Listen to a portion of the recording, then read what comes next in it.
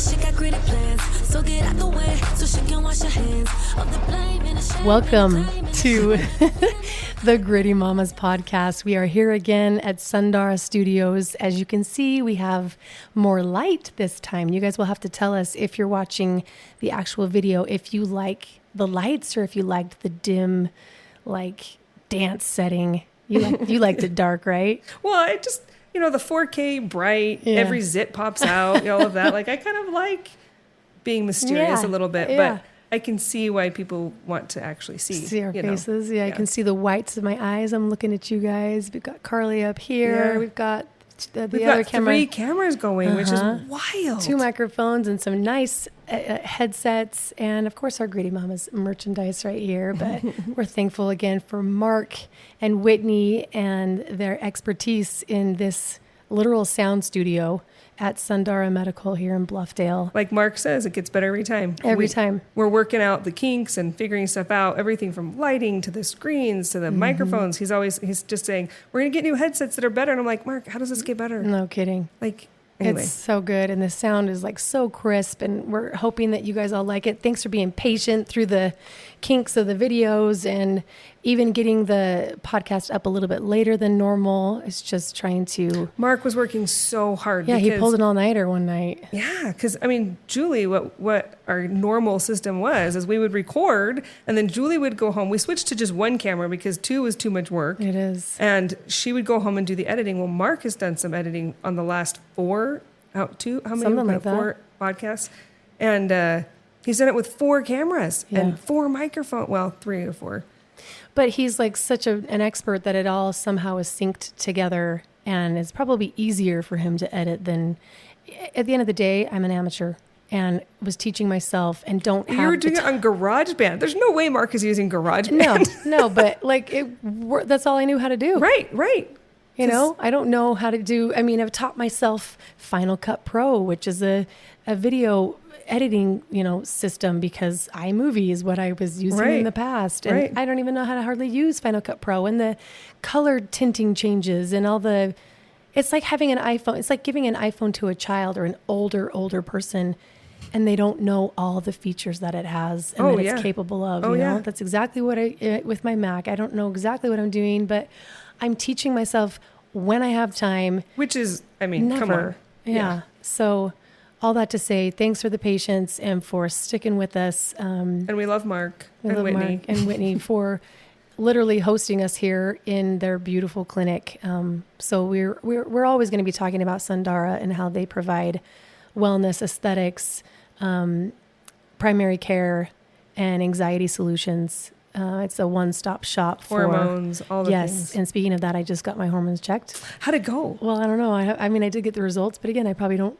I'll open them up and have no idea what I'm reading. Right. But I did it fasted, just got a blood draw with 5 vials. I've been so jealous of all my friends getting their hormones checked. And I'm like, what the heck? But they're expensive, these doctors that do that. Yes. So Justin Hewlett does that here. He's their primary care physician here. But before he worked here, he did years, endocrinology. Yes. And plastics. As a hormone doctor. And plastics? Mm-hmm. This guy, I'm next on the list, man. I got to go see this guy. So I've got those results, and then I can just walk across the hall and get a stellate ganglion block if I want, and I can walk across the hall and get a facial or whatever. Didn't your mom come and get her eyebrows? My mom did. Yeah, she still has a little bit of brow shock and getting used to them, but Whitney does them herself. So they look amazing. They really did look good. Yeah, it just takes some getting used to. So it has been a journey, this whole thing, and we've kind of evolved from the closet to a studio in Lehigh, now to a studio here in Bluffdale, and I don't think it can get better than this place. Well, you and I, the interesting thing, how God works, is that when we first started talking, we didn't see this journey unfolding this way. Yeah. We didn't know what would happen, but we even tried in my basement, remember? Yeah, we did. We were just talking and had no clue what to do or how to do it. That's one of the things I think that God works through me by just saying, just go. Yeah. Ship it. Just go. Yeah. Because if you don't start, you got to act, and then things will work out. And it's wild. Mm-hmm. It's really cool to see.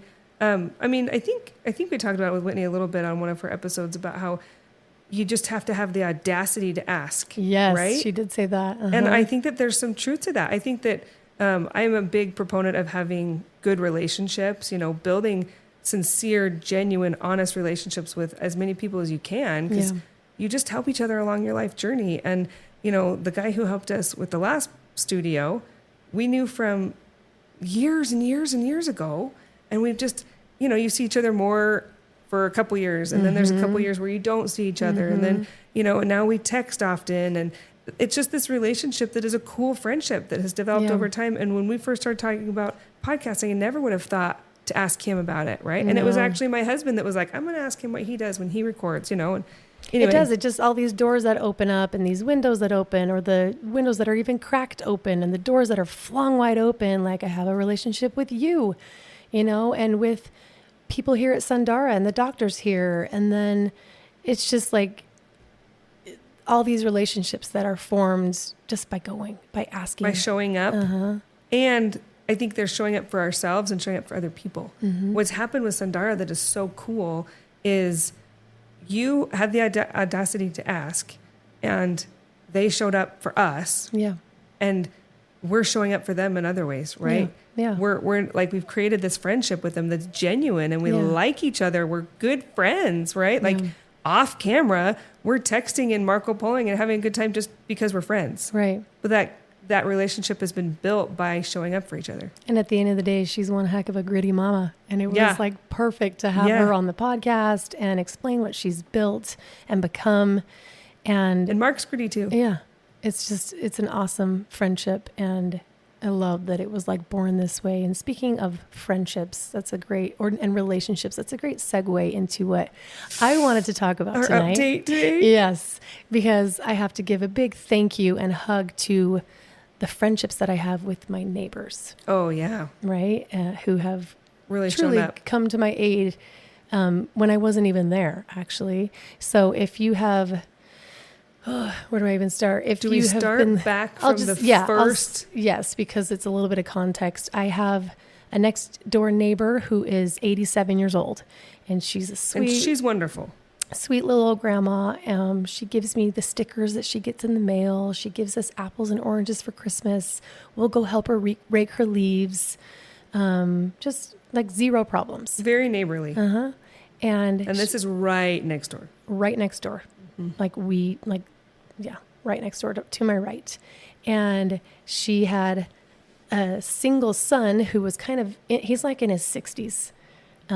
He has had a kidney transplant, like he was having dialysis for years or months or something, and was like blessed with a second chance at healthy kidneys, and what? Yeah. And so it's surprising to me that he is so hostile and so Do you awful. know if he was this hostile before he had the kidney issues? I do think that he was, because he can't keep a job because of his rage. He can't keep relationships because he has domestic violence charges, and told me one day in our circle when we were talking, he's like, yeah, my girlfriend, she's pressing charges. Because I yelled at her and apparently pushed her. And I was like, my eyes are like, I'm trying to control my eyes from doing what yours just did, which is like, what? Oh, yeah, no big deal. Yeah. She shouldn't be mad about that. He's like, and now I have to take domestic violence classes. And I was just like, note to self, like, oh my gosh, keep your distance. Don't get this man mad. And anyway, but I was trying to be near, and he doesn't live there.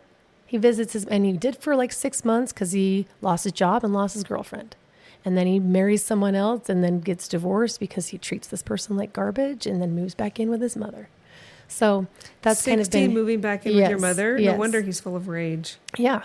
Yeah. Even with brand new kidneys, and just makes me feel bad for that donor. Oh my gosh, that's a terrible thing to say. But so the first incident happened in November.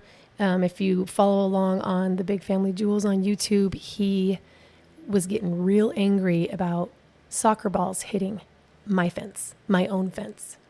Because my kids would go outside and kick the ball and it would hit the fence. And is it on his side of the fence? No, it's my fence, because it would rattle the fence that we shared. Okay. So if you're seeing my hands, like it's like this, they would kick to this fence, which is on by my house. His house is over here, but this is the fence we share. Right. But they would kick this fence, and this one would maybe rattle. And he said, I don't like the rattle. Like, I don't. Please. And so I was like, okay, boys, just go to the park and play soccer or whatever. But little by little, the more they played out there, because they'd play when I wasn't there, you know? And they play in the front yard because there's so much dog crap in the back. So it's easier in the front. Little by little, chipping away at his like rage, like almost like uncovering it with each soccer kick. And then we had a basketball hoop out there. And they would play basketball. In the circle. So it's one that you can like drag and transport, you know, and it's heavy, but we had it's in the shared space of the circle. It was on my curb. Okay. Like, it wasn't even in the circle. It's like sitting on my curb by my mailbox, you know? So one day I came and it had been moved. And I saw him working on something. He's like, hey, keep that on that side. I don't like the basketball hitting my mom's driveway or garage. I'm like, okay, well, they're not going to go and slam the basketball into your garage just for fun. They're trying to make a hoop, you know? And I'm not one to defend my kids. Like, if they've done something, I let them have it. But he was just always out of line. Well, it seems like he's unrational. Yeah, He's like not rational. Yeah, unreasonable. Irrational. Yeah. Unreasonable. Yeah. Well, and then he, you know, for him to get angry about the ball hitting the fence, I'm like, bro, this is my fence. Like, sorry, what are you gonna? They're little kids. And then he would fib. He's like, your kid just came and said the F word to me. And I was like, what? And I wasn't like, no, they didn't, because maybe they did. But I doubted it, you know. I was like, I don't think so, because Ari and Trey will come home and say, Mom, this person said the S word today, you know. And so it's like horrifying to say, yeah. So I was like, they're not going to go up to a 6-year-old scary man and drop the F bomb and say and swear at him. No. So I was like, that doesn't sound like my kid. I'll talk to them, Brett. I don't know if that's real. Anyway, he ends up again. My kids moved the basketball hoop back, and I didn't. Why is that a big deal? I didn't care. And I was coming out of the house one day and he had just pulled up, and we never know when he's coming. He just comes to visit his mom, and we don't know if it's when it's going to happen. So he comes and he's big. It took 3 of us to like use all of our body weight to hold it down because it's weighted at the bottom. And so he pulls it down like one-handed, like as if he's possessed. And I was like, is the basketball hoop a problem, Brett? Like, I walk outside, he's like, and he starts yelling at me, I'm sick of this basketball hoop sitting out here. I'm tired of this, swearing to death at me, drags it over to the other side. I'm sick of this hitting my mother's garage. I'm trying to think, like, not the to placement mention of the house. Like, how is that even a thing? The balls are not going to hit his mom's garage. No, they're not. And she's on her driveway is a hill. Yeah. So that's what I'm thinking. Like, that makes no sense. It was just something he didn't like. You know, he's making crap up in his head. So he drags it over, puts it on the other side, but we have bricks on top of it to balance it because it was like wobbling. So he'd put bricks on top of it. He takes the bricks and chucks them. Yeah, they're smashing in half. They went all the way to the neighbor next to me on the other side. Anyway, anybody in the neighborhood see this? Nope. This is just my. Your kids probably. I think India, because India's a little bit nosy. She wants to see all of it. So. And well, yeah. And but then, nobody in other houses. Nobody's coming out at this point. Okay. No. So then. It's a he said, she said at this point. Okay. And the 2 boys, the reason I went out there to begin with, okay, because I didn't know he was pulling down the hoop and moving it until the boys came into the house because they were on their way to an exchange with the petitioner. So because we have to do our exchanges at the freaking church, right? Because he's not willing to come into the circle to get them. They have to walk to the church. And as they were walking to the church, he screams, I'm going to use the word digger. You all know what I'm saying. Get out of the way, little diggers. And then they go and they tell the petitioner. And then while they're running to go tell him, me and him are having that exchange. And he's chucking, what are they called? Bricks at me. Bricks, yeah. And then I was like, India's like, holy crap, Ma. I said, just go inside. Just ignore him. I think it's like done. Just ignore him. And we've done this several times. Just ignore him. Then the Kia Telluride, remember that I bought, comes tearing into the circle. Like, argh. And for a minute, I'm like, oh, well, this is good. He's going to defend his boys. Like, this is a good thing. He's finally kind of sticking up for his family, defending. But at the same time, you had diffused. If I remember this right, yes, last time we talked about this, you had diffused it was over. It was already over. Yeah. And so he gets out of the car, and they're both hotheads, and they're. At this point, the neighbor's in the garage. Is that right? He is on the driveway. Yes, Okay. standing there, and petitioner is at the bottom of the driveway, and they're both exchanging words. I'm in the house. I can't hear, but I get my camera to record this. Because it would have diffused if he had just left it. And I'm sorry, but like, you're going to come and say, don't call my kids the N-word, and then take off. But then I'm left with this man. Yeah, that you've you're just living next door to. Yeah. So people are like, good for the petitioner. And I'm like, yeah, I understand what he was doing, but like. But the reality of what happened wasn't what people would hope. It wasn't like he comes in and he settles it down and now he taught this guy a lesson. He's not going to say anything mean again, right? No. We know the story continues. So Yes. he added fuel to the fire is what he did. So Brett goes and gets a knife. Yeah, great. Flicks it, whoosh, like open. Brandishes the knife. And Adana goes, holy crap, Mommy has a knife. And I was like, what? And so I grabbed my phone because this time I called the cops. Because I called the cops when petitioner shows up, because I know now that he's shown up and I know he has a temper and I know Brett has a temper and they're going to go at it. And I've got little kids here. I am going to prevent something. I'm not afraid, or like, I don't wait till the last moment anymore to call 911. I don't call when I'm like, okay, now it's time. Like, I will just do it before it happens. I've learned. It's too late then. Oh yeah. You don't call when it's out of hand, because it takes, if you're lucky, it takes a few minutes. And I've had cops tell me, I mean, just recently with this whole situation, just call 911. Yeah. We're never going to get mad at you for it. Just Yeah. call. I mean, obviously it's not a prank, right? Right. So, he comes tearing in, he brandishes the knife. I call 911. I was like, look, I've got the former spouse out here and this man, they're both arguing and he has a knife. You need to send somebody. And knives, by the way, are very dangerous. Like, for example, just the general audience member probably doesn't know this. Did you know that bulletproof vests are not knife proof? Really? No. They're not. People assume, oh, I'll stop a bullet, I'll stop a knife. No, because knives are sharp, bullets Yeah. are not. The way they enter the vest are totally different, right? So knives are actually very dangerous. You can travel. So if you had a knife and I have a gun holstered, how many feet do you think you can run before I unholster my gun and can point it at you? I have no idea. 27 feet. So when people say, why did the cop shoot the guy? He only had a knife. That knife can do a whole crap ton of damage before he can ever get to his gun. So when people say, oh, he just had a knife, knives are super dangerous. Like, people make guns out to be, maybe we're going to get like censored on YouTube for even talking about guns, but people make guns out to be way more than just a tool, right? To me, they're a tool. As a cop's kid, that's how I see them. Yeah. They're not good or bad. They just are. The people holding them are good or bad, right? Well, I see knives the same way, but because you have knives in your kitchen and you see them all the time, you kind of have lost the understanding of how dangerous they are. Yeah. And so unless they look big and scary, you forget that they do a lot of damage. This one did look scary. It was like, I should maybe like link a picture, but it was a switchblade or something, but big. Like the blade is like this long. Yeah, it was It's not probably like a hunting knife or yeah, something. It's not like a pocket knife. And Adana's like, holy crap. And Mommy he just he pulled the got that out. knife because it looked scary. That's And why he you came, brandish a weapon. Brandishes it. And then, but by then, petitioner's gonzo. And I'm like, oh, this is great.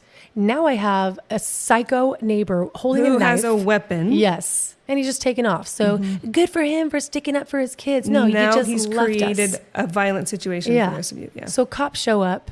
Neighbor goes in the house, or puts the gun in his back pocket. Cops come and talk, and I don't want to make this story too long because the second one's even better. But Adana's like, he had a knife, and the cop's like, well, he's claiming he didn't. And Adana's like, am I gaslighting myself? Like, I swear I saw a knife. I swear I did. Well, did you get a picture of it? And we're like, well, no, we didn't get a picture of it. I was on the phone with you, and with the this is why people get so frustrated, when you're not believed. So, and in today's day and age, people expect proof. Yeah. Yeah. They expect pictures. They expect video. But what you don't understand is if you're not in law enforcement and if you're not like watching trials all the time, most cases don't have as much proof like visual proof as people think. Yeah. There's a lot of circumstantial evidence. There's a lot of witnesses, because even though you have all this technology, like my neighbors down the street, they had people break into their house and they had video of it, but they never found the people. Why? Because it's blurry and they have hoods on. You know what I mean? Yeah. It's like, it's not as foolproof as you think. Yeah. But people expect that. I did get my camera out when he had the knife, but he put it away at the last second, and I took a picture of him with his 2 middle fingers out. Perfect. He's but classy. Like this 60-something-year-old man flipping off little kids. I was like, is this real life? No, this really guy's got to happening? have some sort of personality disorder or something. Something's wrong. Yeah. Because then he accused me a few weeks later of trying to sneak into his house, his mother's house, at 3 a.m. I'm 100% positive it was Julie. I was like, what? So he's seeing things now. Yeah, and hearing things too. And he's 100% certain it's me. And me and my neighbor Scott were laughing because he told Scott, she's trying to break into my house. And I was like, first of all, Brett, like, I didn't say this to him, but like, why would I do it when you're there? You're here like once a week now to visit your mom. Why would I do that when you are in town? And for what purpose? Yeah, to get your mother's 1970s like furniture? Like, what? I don't understand. To scare you? But the thing is, what is scary about that is that if he really thinks that is happening, what is he going to do about it? And what's on the other side of the door? You know, like if I happen to knock on the door to talk to his, which I never will, but to talk to his mom or something, what's he going to do if he thinks that I'm breaking in? Right. Yeah. So anyway, he ends up getting, so the cops charge him and arrest him. So I didn't know this, but there's an open arrest and a closed arrest. Okay. So I didn't read this police report, but he was taken into custody, taken to jail. But then he tries to slip the knife to neighbor Scott. He's like, here, take this. And Scott's like, I'm not taking that. What? And then the cop goes, oh, is that the knife you didn't have? So Dana was like, oh, phew. I did see it. I knew I saw it, because you start to gaslight yourself and everything. He's taken into custody and, of course, let out later that night. Then I knew that would happen. But when the cop came to talk to me, he's like, we need to take him to jail. And I was like, please don't take him to jail. I was like, if you do, I don't want him to lose his job in Richfield. I need him to keep the job in Richfield and stay as far away from us as possible. And he's like, I don't know. He's throwing bricks. He's cursing at us. He's lying. We need to teach him a lesson. We need to take him. And I'm just going to make the call. And for a minute, I was like, I was the woman that was saying, no, don't. I don't want him to retaliate. I don't want to make him more mad. Mm-hmm. And I was like, oh my gosh, like I've never blamed any woman, right? Especially now, but I found myself doing it. And then I was like, no, I'm sitting here preaching to all of these women on these podcasts, speak up and speak out. And there I was like, I don't want to make him mad. And I didn't. I don't want him to retaliate with weapons. And this is what women are afraid of. I do think this is a good part maybe I think it's important what you're saying, to speak up and speak out. And I do think that women need to feel encouraged to do that when it's appropriate. Mm-hmm. But statistics and things show that the scariest time, the most violent time for women is when she leaves, right? Like you do have to be very intentional and purposeful. And I do think that you have to follow your gut. I do think that, like you were saying, you don't know what you're going to do until you're there, right? You've been telling women to do this and you're in this situation, and you can do what you think that the TED Talk speakers are going to tell you to do, mm-hmm. or, what your life coach is going to tell you to do or whatever. But I think that you also have to have faith and trust in your gut that you can make the right call. And I guess I want women to know, absolutely be brave, stand up, don't stand down, unless mm-hmm. you're not lying to yourself. You're being honest with yourself. And there's a gut feeling that says, wait. Yeah. Because there are times that you should wait. Mm-hmm. And as much as I think we want somebody else to tell us when that is, and that sucks because it's so hard to make the call.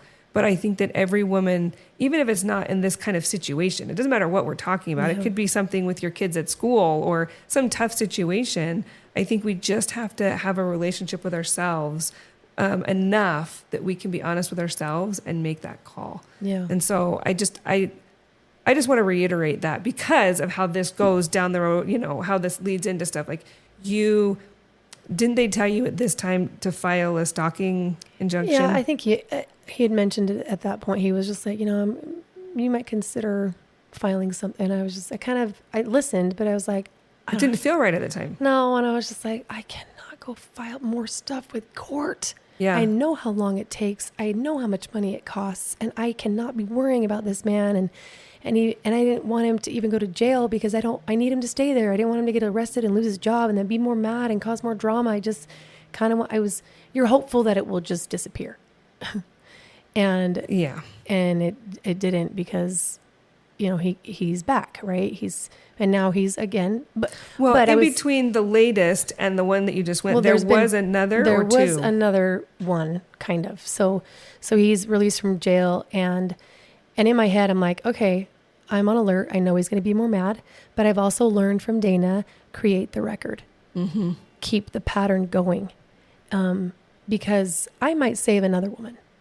Right? Because if this cop, if he's in an altercation with or a man for that matter, with anyone else, and this cop looks at his record that I have helped document something, and his girlfriend before documented, because that's why he had domestic violence charges and had to take classes, and I'm so proud of her. Yes, absolutely. So I'm hoping that this is like paying it forward for other women or men who come into contact with this abuser. Because the reason why the record is so important is, from the perspective of police work, sans evidence, right? When you don't have evidence, it's like a first-time offense. They're like, fine. But like, okay, let's say you're in trial. There's a trial, right? And there's a witness on the stand. It doesn't matter what trial, doesn't matter what witness. From a jury's perspective, you as a juror have to decide if you believe they're credible. Yep. Yeah. If they are credible, if you believe that witness, right? And people are going to believe the victim when you've set this record on this perpetrator, on this. It's like, show the pattern. And that is why Dana said to me that first year of temporary orders, she said, Julie, this year is going to suck. It's going to suck, but you document everything that happens, every missed parent time, every missed payment, and it's going to suck because you're going to struggle, but you create the pattern.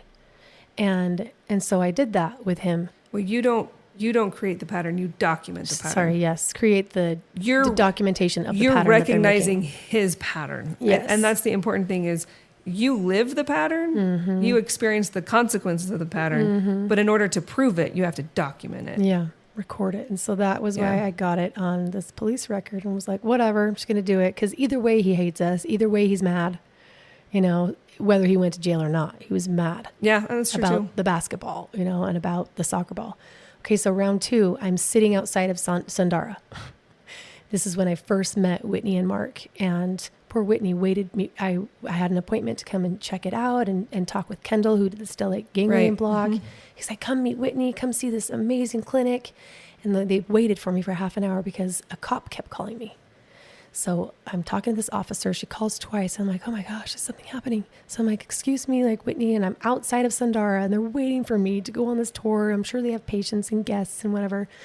But I'm just on thinking right now, like I remember seeing this on your Instagram, you walking through Sundara. And you know how people talk about like Instagram's not real, it's a highlight reel or whatever. You would never have known in a million years that right before you're filming this awesome tour through Sundara that you're on the phone with cops. Like that's just such a behind the scenes. Isn't that crazy? But it's reality for you. I don't think that people understand what your real life is like. Right? So it's like, it's not that what you have on the screen is not real. Yeah. You're always it's 60 real. seconds. It's just a fraction of your day. Yeah. So here you are.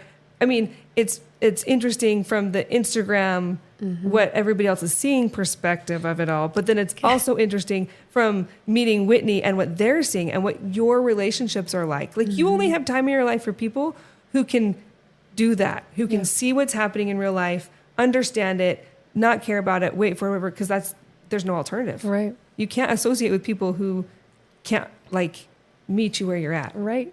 Right. Which is why I love you so much.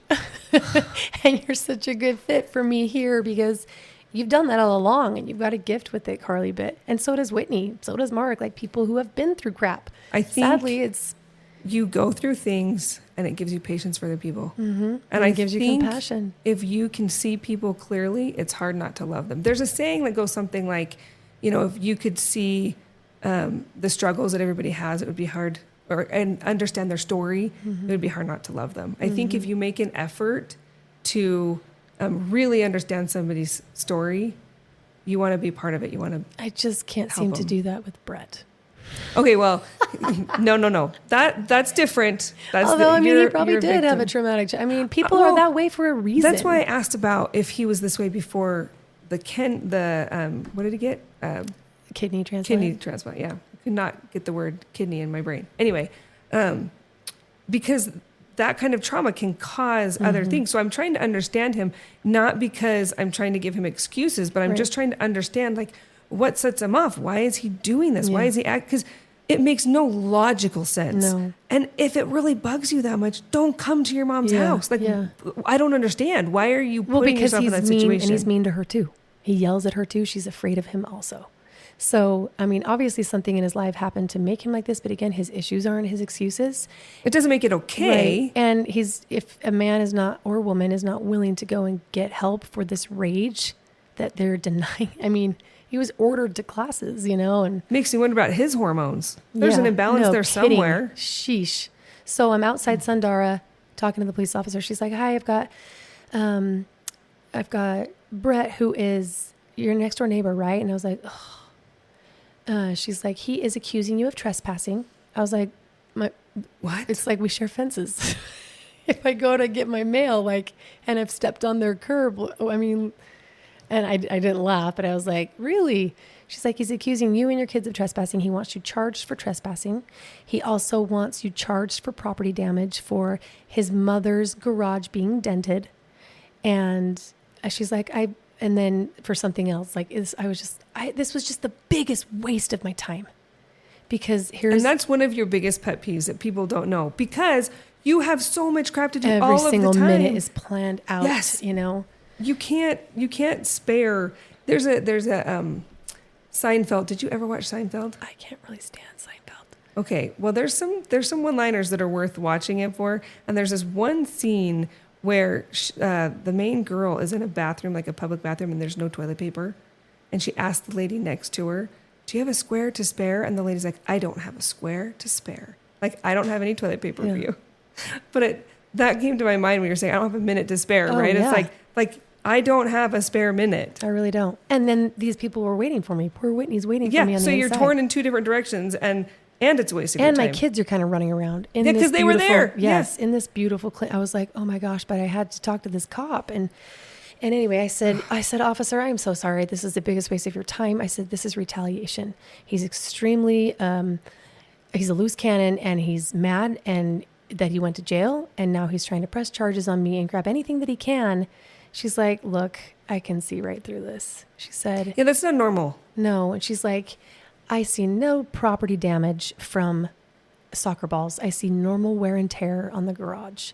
As I've told my kids, I don't even want them hitting the balls against my garage. They probably don't want to because they're probably afraid of him. Yeah. And so then she said again, "You might want to consider filing something." And then I had another phone call because there's constant harassment. If my kids come home from something, he screams out the window, "Shut up, you effing digger," from his window. Like, my little kids are hearing the N-word from this old man. I'm like, what the heck? So they, and I call and I was like, "Okay, is there anything that can be done about this?" And this cop said, "This is cop number 3 that I've talked to. You can file a civil stalking injunction. You have to go to the court." And he's listing all these things that I have to do. And I'm like, oh. Sounds like so much time. So much time, and so much work, which takes away from trying to just make money to feed my kids. Because that's all, and I swear to everyone listening to this, that's all I am doing all day long is trying to make money to stay in my house, to feed these kids, to keep them in their activities. That's all I'm doing all day long. That's why I'm watching a crap ton of dogs, and I'm so thankful for them. They are helping me pay the bills. So anyway, fast forward, now we're at the climax of all 3 of these stories. I'm not even around. This happened on Saturday. I'm not even home. Because you have like 4 kids and 4 different activities. Who was I driving somewhere? I can't remember. Well, all of them. Yeah, like it was a every Saturday. hour you're taking somebody out somewhere. Where did I go? I don't even remember, but I was taking a kid somewhere. So who was at home? How many of the kids were at home? Everybody, but I think one of them. Okay. And I don't even know who it was or where they were going, but they're all at home. Oh, but let me back up. Friday night, It's nice because it's like 80 degrees somehow here in Utah. Wild. And India and Nico decide to go outside and play soccer in the cul-de-sac. Like, I bought this house because of the circle. Right. What family doesn't want to live in a cul-de-sac, right? So they're playing, and then suddenly, because we don't know when he's coming, right? Could be Friday, could be Saturday, How long could be Sunday. at this point had it been since you saw him last? It's once a week. So it has been. Well, for a while, he was gone for months. Yeah, right? because he was married. No, just for a couple of months maybe, and then he's back. I thought did he lose his job in Richfield or wherever? No, but he comes to visit his mom. Okay, I thought he hadn't been there for months. Okay, maybe it had been a couple. Okay. Maybe I can't remember. It's just, but anyway, so he pulls into the circle, and what he does is rev his engine, and then speeds up as if and they're running, like they're afraid they're going to get run over by him. You know, right. And they're scared to death. And he gets out of the car after he parks, yells all the N words you can think of at them. Get out of my way. And they go in the house, and then they call me. They're shutting all the blinds. They're closing all the doors. They're locking everything, and just scared to death that he's going to come and shoot them. I mean, at one point I was outside in the car and I was texting outside, and India puts her phone in front of my face. I was like, get it? What are you doing? She's like, I'm blocking the bullet. I was like, what? She thought that the bullet could hit my phone and protect my face from him shooting me through his, like, that's how scared they are. I was That's like, oh wild. my gosh, this, like, we need counseling. And so anyway, she calls me, and I'm fuming that he would just scare them with his car.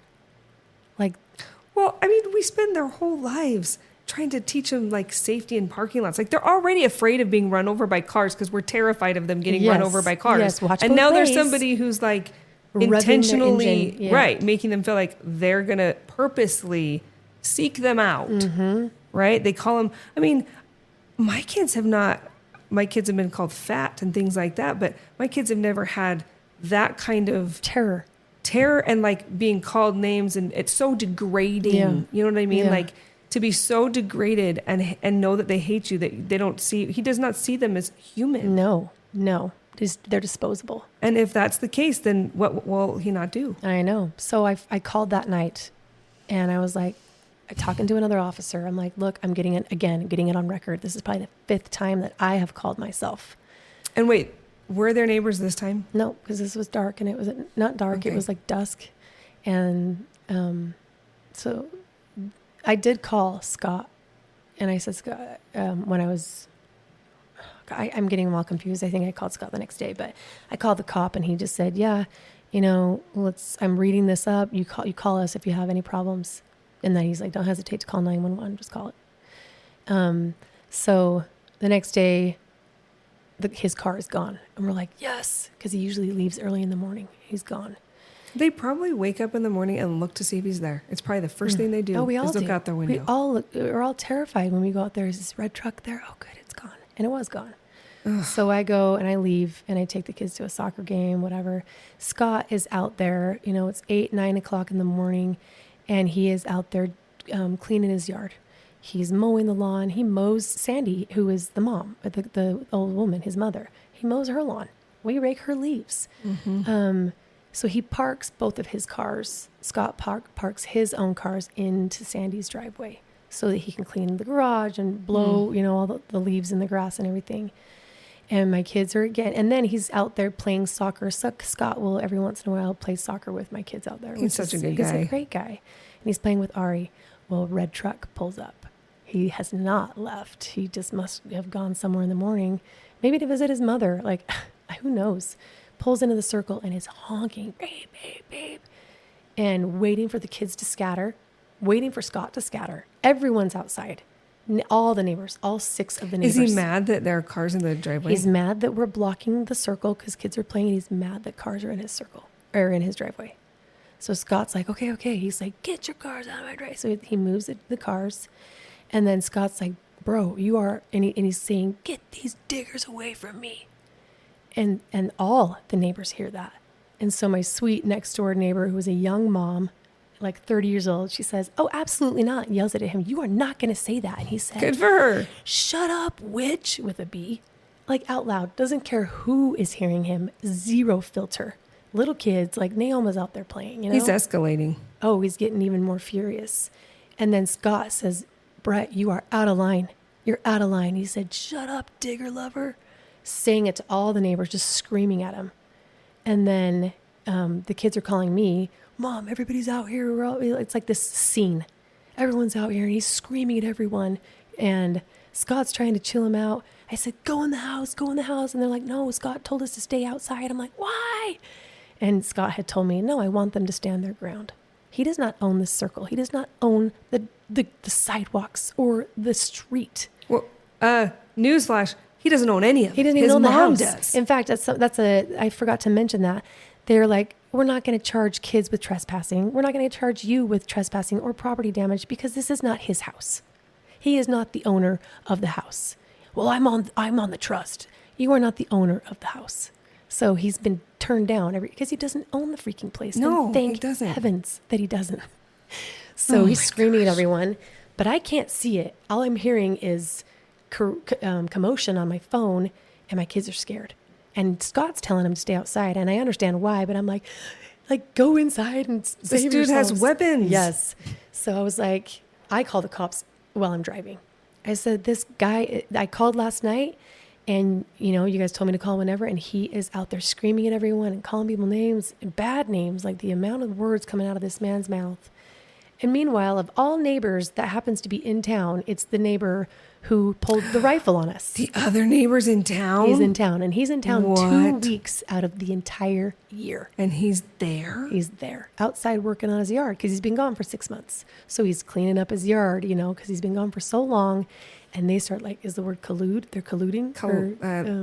Yeah. Corroborate? I don't even know what it is. They colluded together. They're aligning, And so Dawn they conspire together? Yes. So Dawn goes over there. No. And they're chatting, Dawn and Brett. And then you've got to be kidding me. Everyone was just eyeing, and I'm not even there. I'm just frantically calling the cops, somebody get there. And I had to. How long did it take them to get there? They were there before I got home, and I was maybe 15 minutes away. Okay. But every time I call, and maybe I shouldn't do this, they'll say 911. What is the address of your emergency? And I said, this is not an emergency, but I do need to talk to an officer, because it takes too long to call Sandy Police Department, push 0 for it takes too long to connect to an officer, and then they'll say, no, that's why they tell you 911. And here's the other thing, is what you may not think it's an emergency, but if you watch a lot of body cam footage, which I would not suggest you just go online and start watching random footage, because there's a lot of scary crap that you don't actually want to see. Yeah. But Frank Reacts videos and things like that are good. But they have a lot of, try to think, fight indicators. Is that what they call them? But you will a meter that will go. Oh, so oops! I hit the mic. A meter that will go up. That would be funny if they did that on YouTube. But like it does when I talk on that app. You're talking too spicy. Yeah. Take it down. Yes, anyway, exactly. Yeah. But often people will not understand why a cop, it looks like they're. Proactive isn't the word, but they are proactively taking somebody down. Well, he didn't take a punch. Why did you take him down? Well, they have indicators of when somebody's going to be violent. If somebody balls their fist, for example, that is a fight indicator. And so they have body language and things that they do. And so cops are very good at reading situations and knowing when something is about to explode, right? But you, as somebody who's untrained, and you're thinking in a different way. Your headspace is in a different space, because right? You give people benefit of the doubt, and like we've always said, we don't think like they think. No, you don't. You assume people are going to be have manners, and if you don't have anything nice to say, don't say it at all. Oh my gosh. That's what we're taught. That's how we behave. So, but you call 911 because you might not think it's an emergency right now, but it could be an emergency in 15 seconds. Right. But then I'm feeling dumb. I called anyway. No. I did it anyway. No. But you feel like, oh crap, don't send an officer if it's just going to diffuse on its own. Then I'll feel bad that there's the, not people pleasing, but I don't want to waste the cops' time. I don't know this for sure. This is just logic and reasoning in my head. If they don't have the manpower, they'll take longer to get there. If there is something really bad happening, they're not going to come to your house. You know what I mean? It's you will go down the list. So just call. And they call. said to me, and they said, are there any weapons involved? I said, I don't know, but he has pulled a knife before. And he is not stable. He is hostile. And anyway, so I pull up and they're already cops there. are there. The cops Yeah. are there, yeah. And anyway, they're just going neighbor to neighbor to neighbor to neighbor. And even Xander at that time, he was going to the bishop's house for a little lunch for memorizing like the young men's something. Mm-hmm. And so he starts to leave and Brett says, "Don't you dare leave. You're going to get talked to," because as soon as after I called the cops, he called the cops. Of course he did. So they just go around talking to everybody. And I was like, look, I wasn't even here. I just am doing what I was instructed to do. And that was to call anytime that I feel threatened or that my kids are in danger. I don't care if it's not the brightest part of the day, noon, and everyone's out. He doesn't care. He doesn't care who hears it or sees it. No, I think that seems to have escalated it. Yeah. Because they are all saying, "Whoa, chill." It's like he wanted an audience. Uh-huh. Either he wanted the audience or he didn't know how to handle the audience. So he escalated. And Either that's way. why my dad would always say to me, "A soft answer turneth away wrath." And I'm like, that's bullcrap. I am sorry. I did that with the petitioner and it never worked. And even Scott was like, I just didn't engage with him when he was screaming at me. He said, and it made him more mad. I was like, this soft answer crap, but I mean, it's still better, right? It may work with rational human beings. Right. But it's like, that doesn't work if you're on drugs. No. Right? And they asked me that too. They said, are there weapons involved? Is there any alcohol involved? I was like, I don't know. So then they talked to me, they talked to Xander, they talked to Scott, but, and then they talked to other witnesses in different places who did not want to be seen. Mm-hmm. And I had asked them, I was like, why, how come you didn't, I wasn't judging him. I was like, why didn't you want to talk, publicly? And they said, I don't want him to hurt my dog, because he's a mechanic. Or ruin my house, mm-hmm. or whatever it is. Mm-hmm. I mean, if you don't have something living, I'm worried about my dogs because Right. I'm like losing business on Rover, which is the app that is for dog sitting, because people are like, I don't want my dog to get shot by your neighbor. Mm-hmm. I'm like, yeah, freaking heck, dude. You're like, this is my only like income. Yes, it's like actually doing something. And so I guess he had said, because he's a mechanic, which was what he's doing in Richfield, and he said, I know how to fix cars, but I know how to break them too. And I'm like, I'm like staring at my lug nuts, like, holy crap, what's he gonna do? Yeah. It's just, you don't know. Or cut a brake line, mm-hmm. or, yeah, right. So they end up, neighbors are willing to write statements. Some don't want to, and I understand why, is people don't want to deal with this. They don't want to, They don't want to the become a victim. Yeah. So it's a story as old as time, really. Yeah. So they end up going, the cops finally go and then Dawn, the neighbor that never is there 2 weeks out of the year. It was the best thing. This is for all you ladies out there, all you feminists, because I pull into the circle and the cops, and Dawn's like raising his hands, like talking to the cops. And this is the one that brandished the gun. Yes. Yeah. Which also the petitioner and him got into an argument, and that's when he got the gun. I think we talked about that the last time we talked about this. Yeah. Okay. And the female officer goes and shushes him away with her hand. She's like, okay, you can go. Like, we're not here for you, And I was like, I bet he died having that from a woman telling him, go away, shoo. So, oh, and then the other thing he said to Scott, he's like, Brett says to Scott, you keep those effing diggers away from me and keep that mother effing punt away from me. Did I tell you that already? Did I say that on this? Not on the podcast. Not on the podcast. Punt with a C, of course. And I was like, I wasn't even freaking here. And I've been nothing but kind to this guy and cordial. And we take care of his mom, So he ends up getting charged again. So this is, again, this was a closed arrest. And I learned that was an arrest that obviously that you're not taken into custody. But they charge him. He refuses to sign it. He refuses to fingerprint and says, I'm going to fight this. Really? Mm-hmm. Folds it up, and I'll put that footage, hopefully, if I can remember, on this podcast, and puts it in his pocket and leaves. And upon leaving, and he fights, I'm going to fight this. I did nothing wrong. You can't be swearing. You can't be like cursing out these kids. At the very least, it's disturbing the peace. Yeah. He was charged for disorderly conduct and public nuisance, I think. And then they said he's, again, he lies, right? Because I don't have a knife. And then he says, I didn't say any of those things. And the cops are like, really? Because I have about 17 witnesses that have told me you've said all these things. Well, they're all digger lovers, you know? And didn't he say, I'm not racist? And then he goes in the house and screams, I'm not a racist. And the other thing that he did was, I'm going to make a statement that is my own opinion, but he accused my kids of putting a metal rake underneath his car so that when he reversed, it would pop his tires. So it's like upwards, you know, like that. Mm-hmm. And I was like, the cops asked me that. Do you have a metal rake? And I was like, what? I was like, that's actually brilliant. I was like, I wish that I had the mind like that to think of something like that. But I didn't even think that cleverly. Like I didn't even think about that.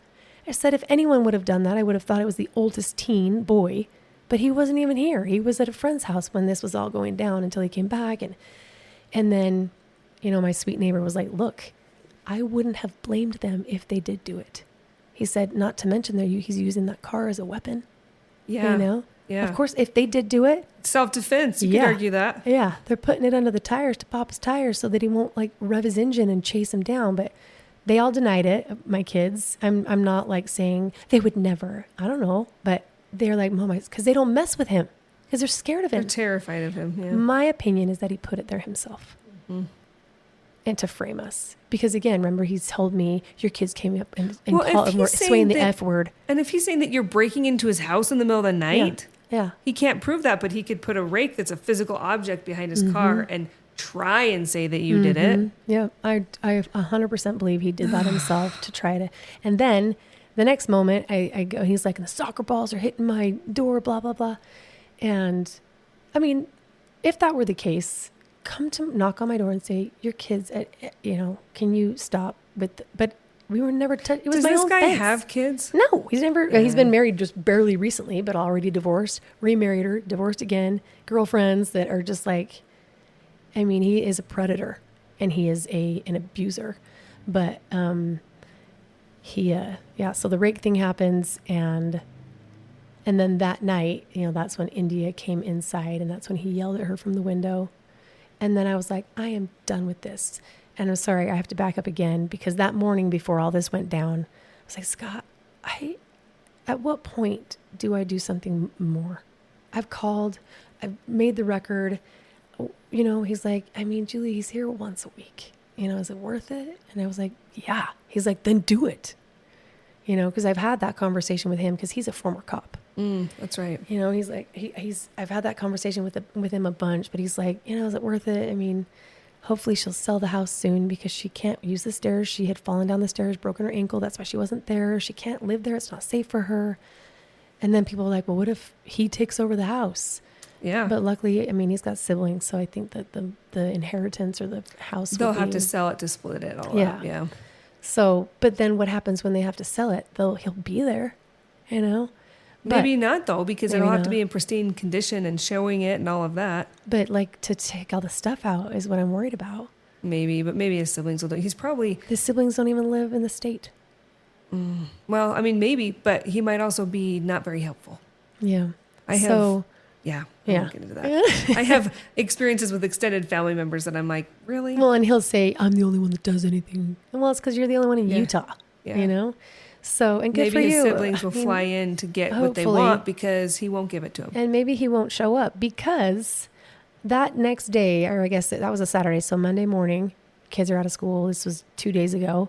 I go over to, the cop said, go get a civil stalking injunction. And I was like, protective order, restraining order, civil. I'm like, what's the difference? Which one is it? You know? Yeah. So I go to the courthouse and I find the window. It says adult protective orders here. And I'm like waiting there. And I said, I'm here to file a protective order. And she's like, okay, you need to go and get the police records. And she gives me a paper. She's like, and fill it out. And here's the online, here's the what's the barcode? What do we call them? The QR code. QR code. Mm-hmm. And I was like, yeah, but they told me to come here and do it. She's like, I know, that's what they say. So I was like, oh my gosh, like this is exactly what I was worried about, right? The runaround and the time. Mm-hmm. And so, but I was like, I'm willing, it's worth doing. The other part though, that I was worried about is that even if I file it, it doesn't mean it's going to be granted. And, right. You know, and you're asking for it, but you don't know they're going to give it to you. No. So She's like, you need to file a civil. She's like, she said, is it a family member? And I said, no, it's a next door neighbor. And she said, then you need a civil stalking injunction. I was like, what is she said, a protective order is when it's a family member. Okay. And she said civil stalking injunction is the other. So I get the paper from her, and then I go to the police station. So I have to drive to the police station, and she said, you need to write as detailed as possible, which is going to take forever. I'm like, oh my gosh, this is an hour podcast. Like, yes. And I've done this for 4 years in litigation. Yes. You know, prepping my evidentiary binder, all these things take hours. This is full time. Yeah. And then I was applying for Utah Heat. I was applying for the Utah Weatherization Program. I'm all applying the same for day. EBT. Yes. Yeah. And I'm like, this is I can't even start working because I can't even get to I need the aid, but I have to apply for it all. Like, this sounds so boo-hoo, but it was hard. Well, I don't think that people, I didn't know this, how much it takes to get on these programs. It does. It's not just like make a phone call. You have to prove yourself. You have to prove your poverty. Yeah. Because so many people have taken so much advantage and liberties and screw the rest of us, you know, over because. And it's not just like you get on it and you stay on it forever. It's like every year you have to renew. It's like every 3 months, you know, and then same with Medicaid.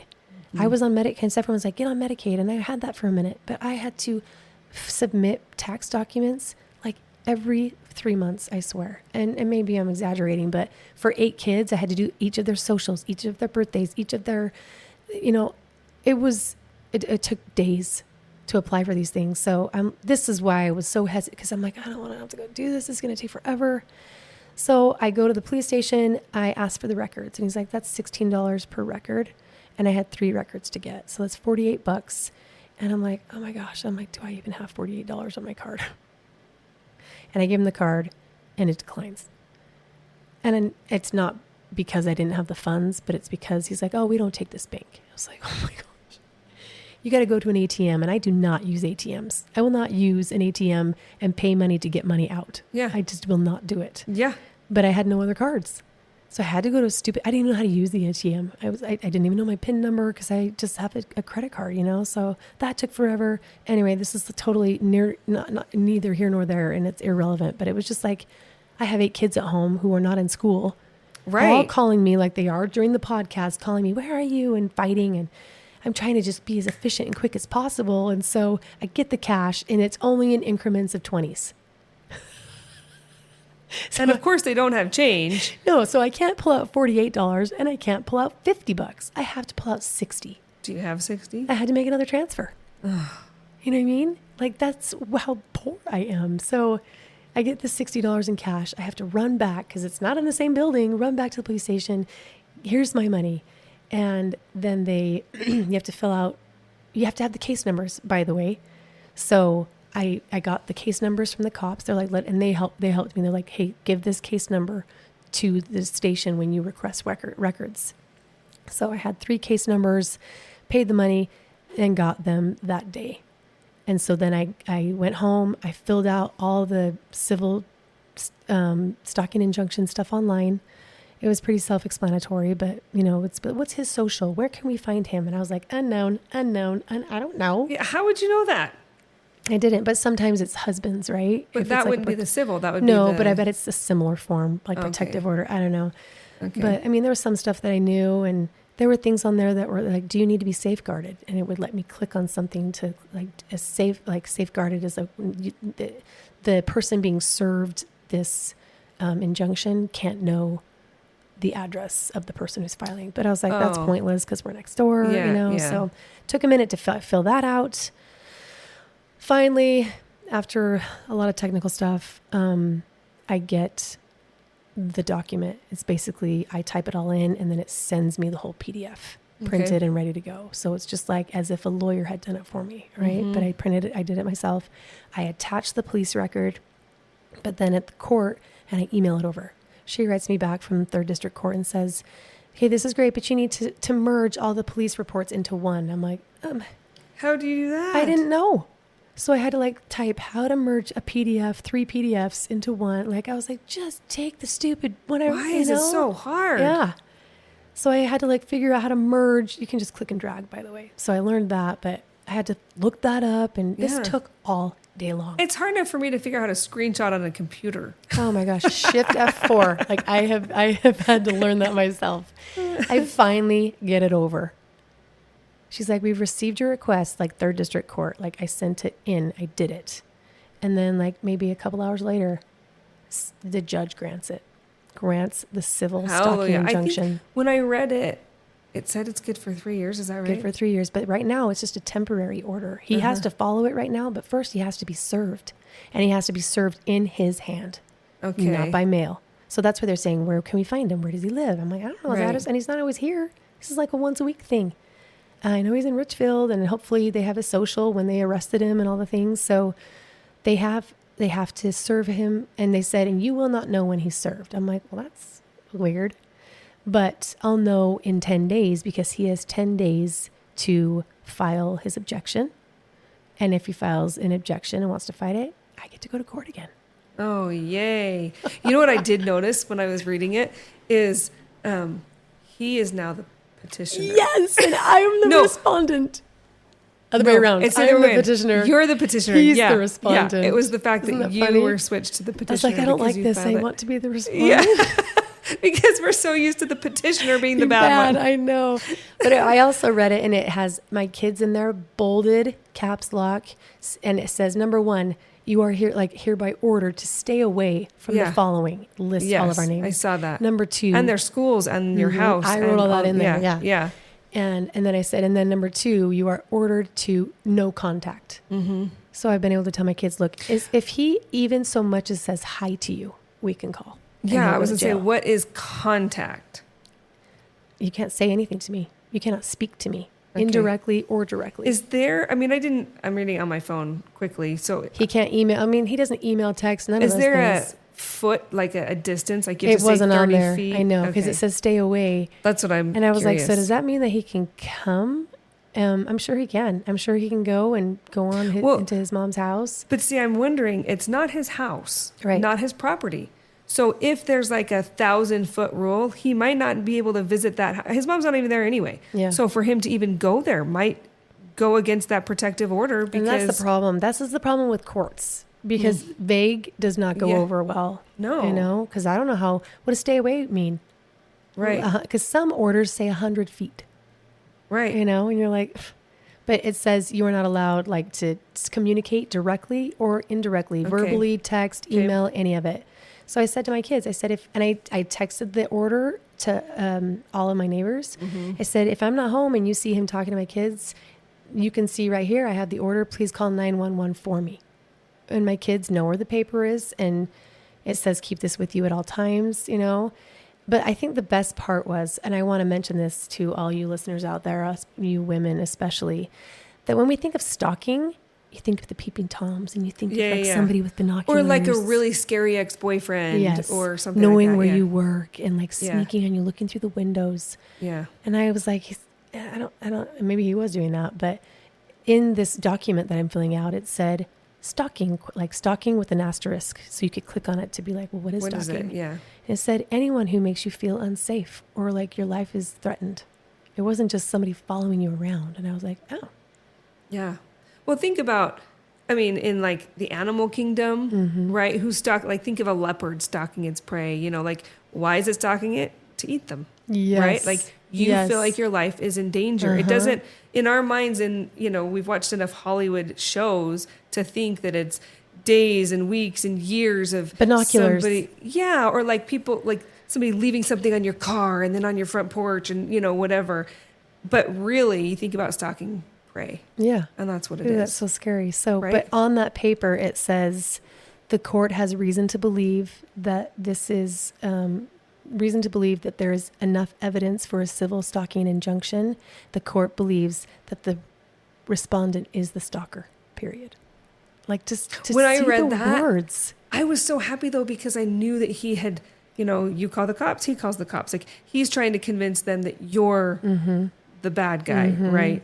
And so to me, when I read that, it was indicative of the past police reports and them saying, no, we are not, like, we don't believe that. Yes. It's almost there's like no credibility. Yes. It's like, you go to court and you're innocent until proven guilty. And to me, that was saying proven guilty. So all of the calling, all of the hassle and the recording and the documenting and call the cops again, because people are like, well, what are the cops going to do? All they do is take him to jail and then he's out the same day.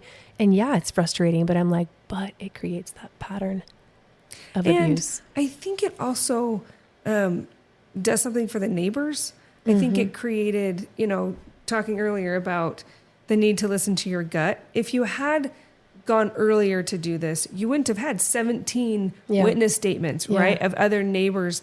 I think that there is a time and a place, and you have to listen to your gut to know when it is. Yeah. Because that's powerful to have your neighbors all on board, not just for the court to see, but also you live by them too. Yeah, and they want him out. They need to buy into what you're doing and what you're living through. So they see Dawn and Brett like talking amongst each other, and Dawn goes and says, yeah, these kids have been a problem, and everyone's like, how interesting, like I said in the beginning, that these two men that don't even live here can cause so much destruction and chaos in 24 hours. It's and they're wild. never even here. It's peaceful when they're not there.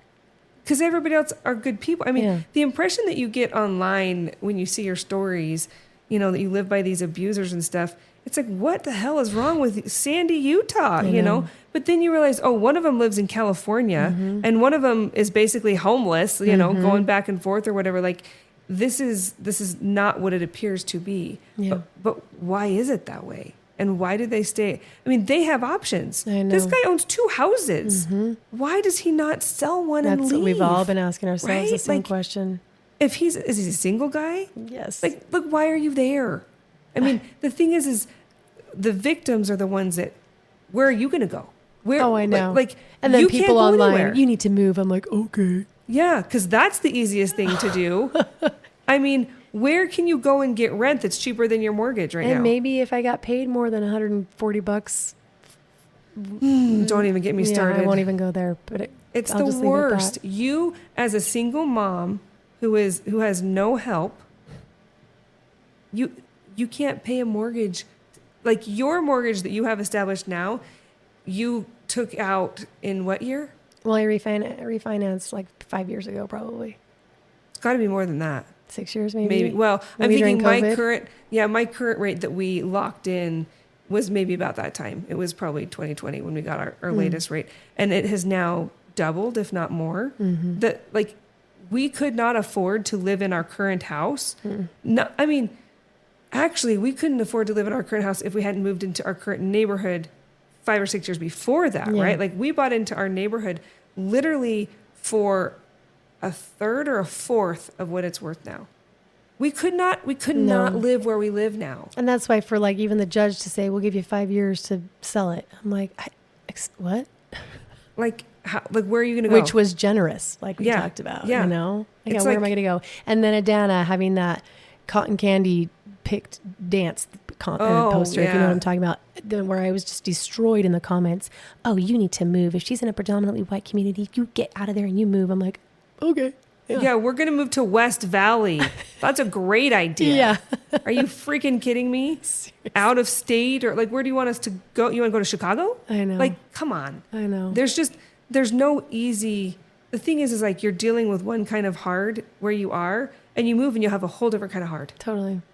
It's like, I have like, I think a 3% rate on my house, and my mortgage is $1,300. yeah. Like 3-bedroom apartment, 2-bedroom You apartment. cannot get an apartment for that. No. So it's like, what? Excuse me? Yeah. How? I know. Who's going to pay for that? I know.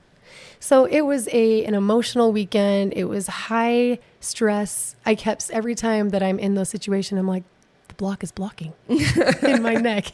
Because maybe I would have had a bigger meltdown, because I feel calm. I feel like I'm in control. I'm sure Heavenly Father is helping me, and the Spirit is helping me to calm me down, because it's scary. But my kids are terrified. And so this morning, to take Treyu into his well check, his 10-year-old well check, and they fill out those surveys, and he's filling out, are you worried most days, some days, all days? And his was like several days, more than half the days. Are you feeling like something bad is going to happen to you? More than half the days. I'm like, oh my gosh, this poor kid. And then I get a message from Kenya's little school counselor who said she opened up. I was able to get past some barriers today, And she cried. And we talked about fear.